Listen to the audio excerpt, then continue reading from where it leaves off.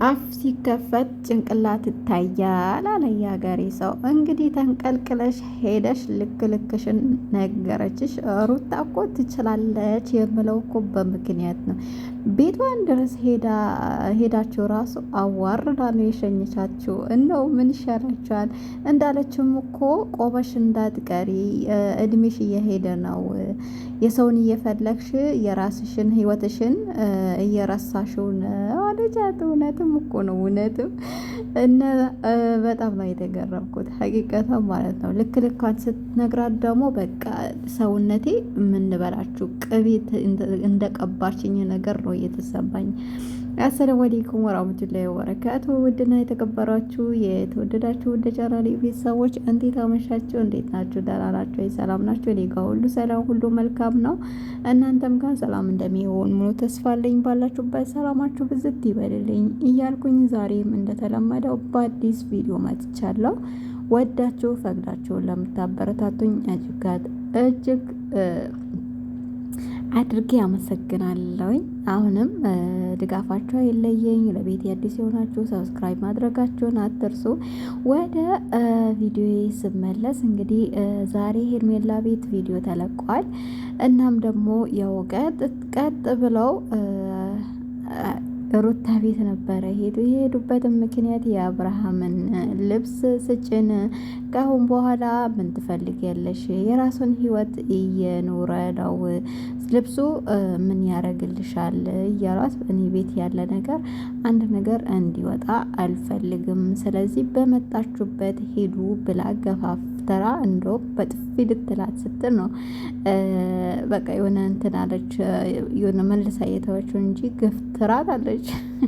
በዛው ብትወጥ እኮ ጸጥትን ነበርና እንዳለቻትም ሀቂቃ ልክ ልኳን ነው የነገረቻት። ምክንያቱም እኔ እንጃ ቀለበት አደረገላት ትላንትና ጀምረው ራሱ ለሄርሜላ የሚያዳሉ ሰዎች ቀለበት አድርጎላታል። ቀለበት ያደረገላትን ሴት አሁን አንቺ መተሽ ትበጠብጫታለሽ ምናምን ሲሉ በጣም ነው የገረሙኝ። የሩታ ነገር ለምንድን ነው የማይታያችሁ? ሩታ እኮ የልጁ እናት ናት። እንደገና ደግሞ ቀለበት ያሰራላት ቤተሰቡ ሳውቆ ቤተሰቡን ከቤተሰቧ ጋር አስተዋውቆ ሽማግሌ ልኮ እኮ አይደለም። ይሄ ድብቅ ነገር ነው፣ ስርቆት ነው፣ እየስርቆት ነው። ቁራቁምቦ ነገር መስረቅ ለምደሻል አለች።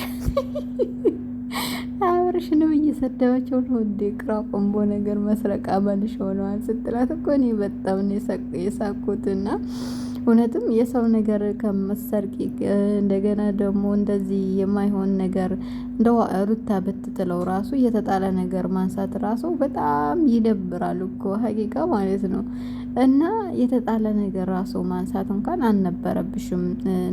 በቃ ኩሩ ሴት፣ በራሷ የምትተማመን ሴት ብትሆኚ ለራስሽ ፈታ ዘና ብለሽ የኔ ያለው አይቀርም ብለሽ ራስሽን ጠብቀሽ መኖር ነበረብሽ እንጂ እንደው ባረገዘች እርጉዝ በሆነች ሰዓት ሄደሽ የዋህነቱን አይተሽ የተጫወትሽበት ይሄ ሁሉ ይመሰክራል። አንዳንድ ኮሜንታተሮች አላችሁ ለሄርሜላ አግዛችሁ፣ ያው እዛም ትክክል እዚህም ትክክል ነን እኛ የማዳም ቅመሞች። ፌስቡክም ላይ እንደዛው፣ ቲክቶክም ላይ እንደዛው፣ ኢንስታግራምም ብትሄዱ እዚህም ብትመጡ ያው ትክክል ከነፈሰበት ነው የሚነፍሱት እንጂ ቪዲዮ ራሱ ምን መልእክት አለው? ምን ሰምተው ራሱ ምን ሀሳብ ላስቀምጥ ብለው ራሱ እንትን አይሉም። ለመጀመሪያ የገባ ሁለተኛ ደረስኩኝ ሶስተኛ ደረስኩኝ ቪዲዮ ምን እንደሚል ራሱ ሳያውቁ የሚኮምቱ ሰዎች አሉና በጣም ነው የምገረመው። ቆሙ ብላችሁ አስባችሁ ቪዲዮውን በደንብ ብታዩት ብዙ መልስ ያለው ቪዲዮ ነው የሚለቁትና ሀሳብ አስተያየት ማስቀመጥ ትችሉ ነበረ። ዞሮ ሳታዩ ነው የምትቆምጡት፣ ለላይክ ብላችሁ ማለት ነው። ምንድነው አካውንታችሁ ውስጥ ገባል እንዴ? ላይክ አድርጉኝ፣ በፈጣሪ ላይክ አድርጉኝ፣ በእንደዚህ ላይክ አድርጉኝ፣ በእንደዚህ አሞኛል አርግሻለሁ ምናምን የምትሉ ማለት ነው። ኧረ ቆሙ ብላችሁ አስቡ አንዳንዴ ማለት ነው። ሲቀጣጠል ነገም ከነገ ወዳም ሄርሜላ የአብርሽ ናት፣ አብርሽ የሄርሜላ ነው ምናምን የምትሉ የሰው ባል የምትሰርቁ ሰዎች ናችሁ። እኔ ሁሌም እንደነገርኳችሁ ነው እንግዲህ ገረፍ ካላደረግናችሁ ልክ ስለማይመጣ አንዳንዴ ገረፍ እናድርጋችሁ ብለን ነው።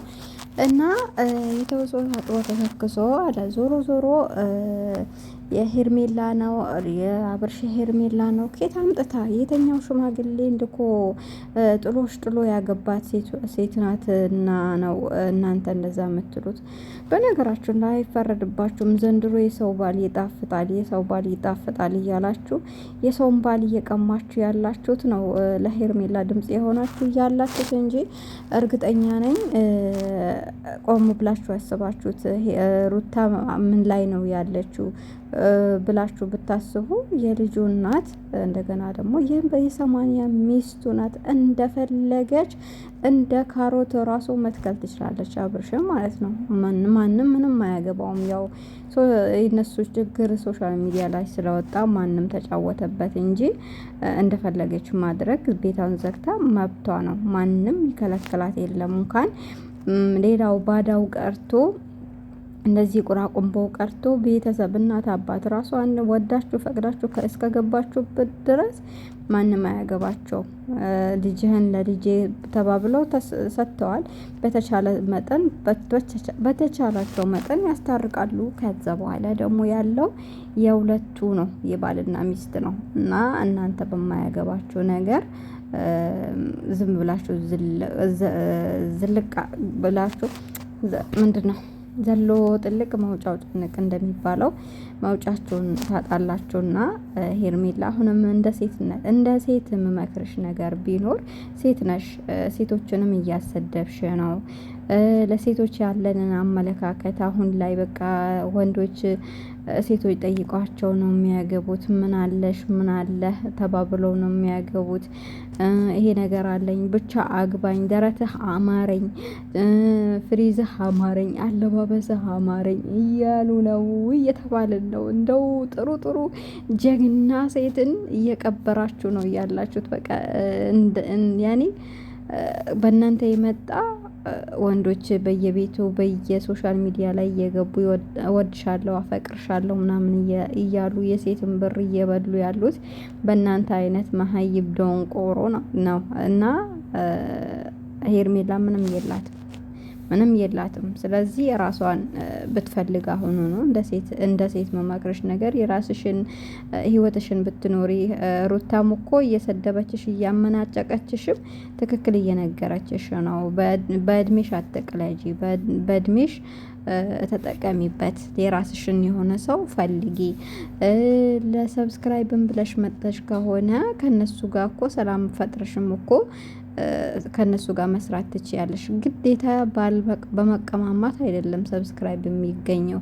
እና አንቺም የራስሽን ሰው ስታመጪ ደግሞ የተሻለ ሰው ስታመጪ ተመልካች ኦዲየንሶችሽ ደግሞ ይከተሉሻል። ትናንትና የሚወዱሽ ሰዎች አዎ ይገለበጣሉ እኮ ችግር የለም አታስቢ፣ አይታይልኝ ምናምን ብለሽ ከተጨንቀሽ ከሆነ እኛ የማዳም ቅመሞች እኮ የዋህ ነን። እንደኛ እኮ የዋህ የለም። ስለዚህ አንዱን ሸበላ ይዘሽ ስትመጪ አዎ ከአብርሽ እኮ እሱ ይሻላል፣ እሱ እኮ አብርሽ እኮ አልቃሻ፣ አብርሽ እኮ ወንድ እንደዚህ የለም ብለው በአንዴ ነው የሚገለበጡበት። ስለዚህ አታስቢ ልልሽ ፈልጌ ነው።